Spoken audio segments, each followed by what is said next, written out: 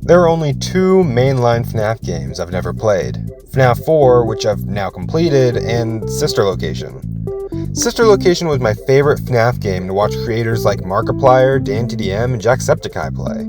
It's astounding that it's taken me this long to finally get around to playing it myself. Even though I kind of already knew the story, I was just excited to play the game. So without further ado, let's begin. We start night one off in the elevator and are soon met with Hand Unit, a guy who wants to make my life a living hell by trying to make me press these stupid buttons.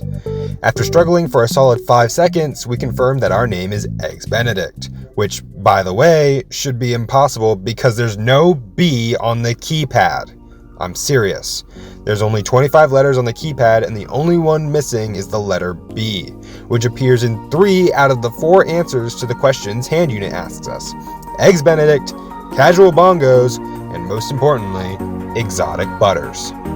This confirms it. Everything about Sister Location is just a ploy to distract us from what matters the most, the missing B key. But hey, that's just a theory, a moronic theory. Thanks for watching.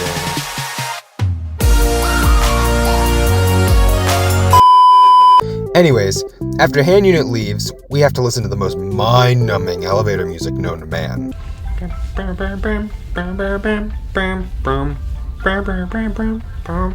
can now open the elevator. After which we must do a little venting. We then reach the main control room, where my curiosity gets the better of me and my ears pay the price. Working order before the following morning. Now in the primary control module. What the hell? It's actually a crawl space between the two front showrooms.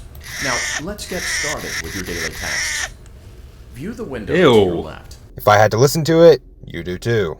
Now we're both traumatized. After issuing 2 sets of Give Me Your Money and 2 sets of Low Tier God, which will totally not come back to bite me in the ass later, we do some more venting. It's confirmed. Sister Location was among us before Among Us was among us. We exit the vent at Circus Gallery and proceed to harass Circus Baby in her own private domicile. This is my own private domicile and I will not be harassed! After which we end the night after achieving nothing but making the killer animatronics angry at me, such is the story of every FNAF game. Once home, we chill in our chair, watch this god-awful soap opera, and eat our endless, yes, I do mean endless, bucket of popcorn. For some reason though, as if our lonely, miserable life was not entertaining enough, we come back for another night. Hand Unit is back again, sadly, and we end up changing his voice to that of an angsty teen. I secretly think that this is Andy Field's alter ego that he was finally able to showcase to the world. The elevator stopped. You know the routine. You can get up now or whatever. Yeah, after about the first word, this voice makes me want to kill myself. After violently electrocuting the killer animatronics for the 2nd night in a row, Hand Unit starts hitting what I like to call glorb step.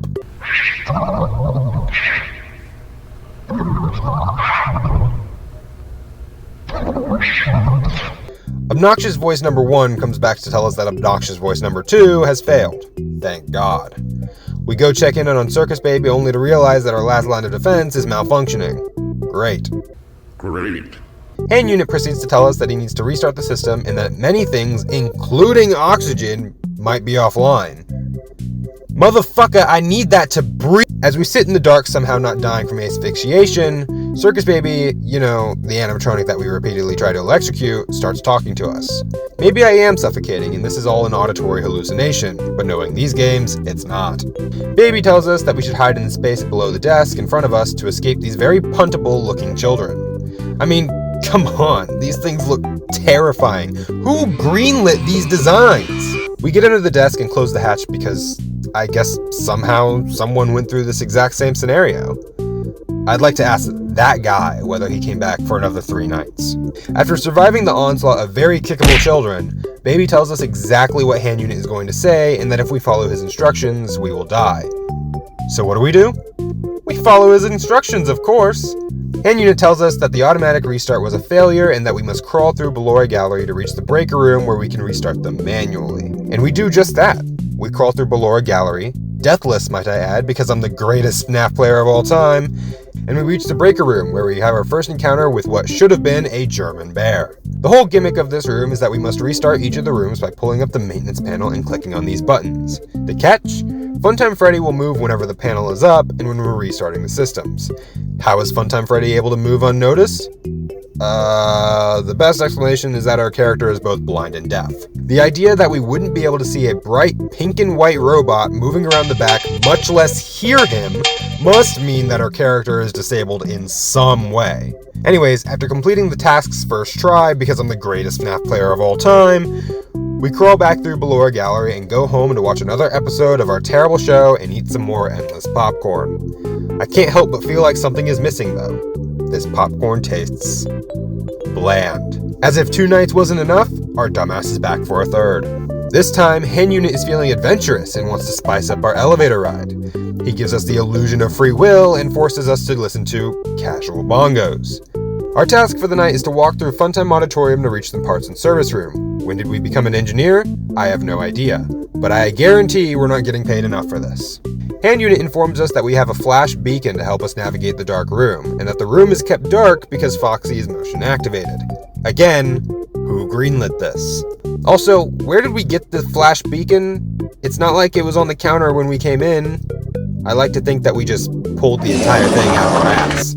We start walking through the dark room and only see Funtime Tweaker once or twice before making it to the other side because, let me reiterate, I'm the greatest FNAF player of all time. We make it to parts and service and find ourselves face to face with our favorite German bear, but this time he's deactivated. Our task here is to collect the 2 power modules off of Freddy, and to do that, we first need to open his faceplate. Great. Now carefully locate and press the button just above Freddy's nose.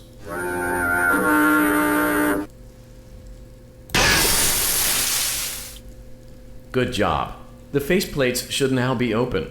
Locate and press the small button on the underside of Freddy's endoskeleton jaw. Then we need to open his chest cavity in order to collect the first module.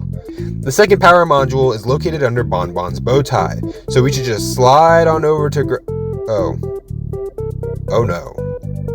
The tiny fucker is gone. And sadly, because I'm the worst FNAF player of all time, I died. Wait. Yep, you heard me right. I died to the little blue side character. But I did it on my second attempt and reclaimed my title as the greatest FNAF player of all time. After showing Bonbon who's boss, we make our way back through Funtime Auditorium and die? Don't worry, this one is scripted. I still have my title. Night 4! God damn it, I hate this fucking night. This night makes me want to kill myself. Night 4 is widely considered one of the hardest standalone nights in the entire series. After our scripted demise, we were kidnapped by Baby.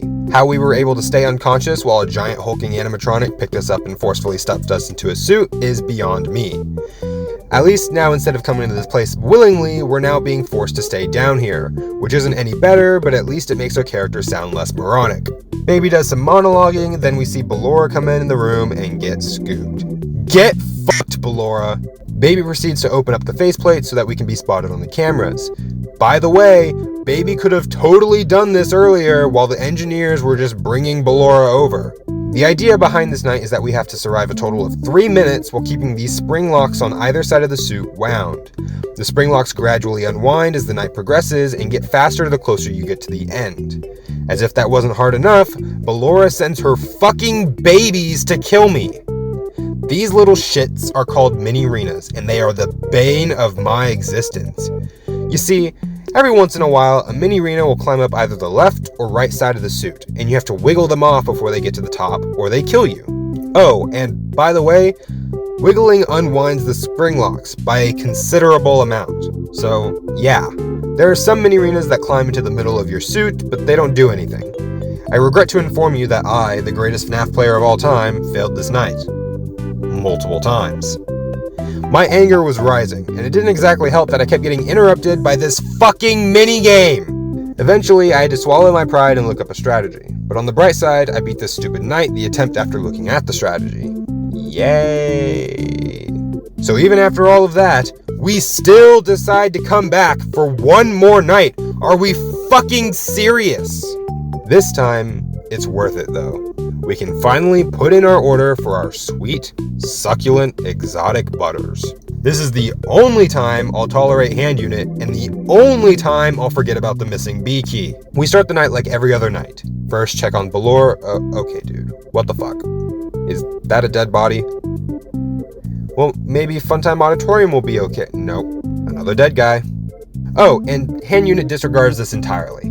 I think my reaction in the moment is better than anything I could come up with here. Great. It looks like everything is as it should be in Funtime Auditorium. What Your the task fuck? today will involve more. So yeah, ignoring the multiple dead bodies, we make our way through Funtime Auditorium back to Parts and Service where we meet Baby. I'm actually starting to miss the German bear. Of course, Baby starts monologuing again, and after she gets done, we have to input a code on a keypad that was clearly designed for ants. Oh, and if we're not fast enough, we die. But just in case you've forgotten, I'm the greatest FNAF player of all time. I did it first try. We take a chip of some sort out of Baby's arm and proceed to send her to the scooping room. Good riddance, ye foul wench!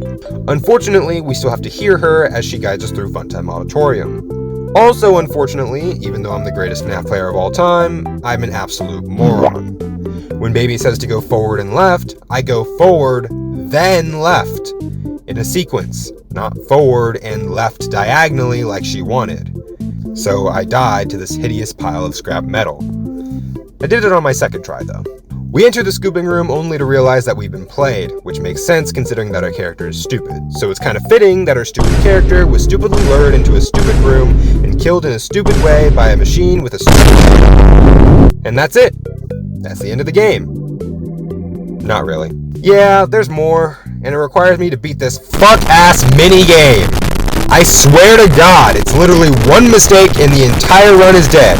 It's so annoying. Hey, look, I did it. After completing the minigame, we have to go back to night 5, listen to Baby monologue for the millionth time, then go forward and right until we reach a secret room. An office. Finally, some fucking FNAF. We have to survive in this office for 6 minutes as this pile of wires, Ennard, comes to skin me alive. But I'm the greatest FNAF player of all time. Surely this will be easy. Okay, So stupid, man. maybe not so easy. Your power in this section of the game is really tight. If you leave one door closed for a couple of seconds longer than you should, you won't have enough power to make it to the end. Ennard is also a huge threat. He moves pretty fast and will always play an audio cue when moving. However, sometimes the audio cue can be super quiet, almost as if he didn't make any noise at all. The strategy here is to stay out of the cams as much as possible as they drain your power super fast, and only close the door when you hear Ennard on the same side twice. By the time you reach 6 AM, you should only have about 2 to 3% power left. Using this strategy, I was able to win and go back home. I'm good. I think I just win. Let's go! Let's go! Let's go! Oh my god! Hell yeah! Sweet bliss. Finally, my popcorn doesn't taste so bland with my new exotic butters. Nothing could ruin this day. What the fuck?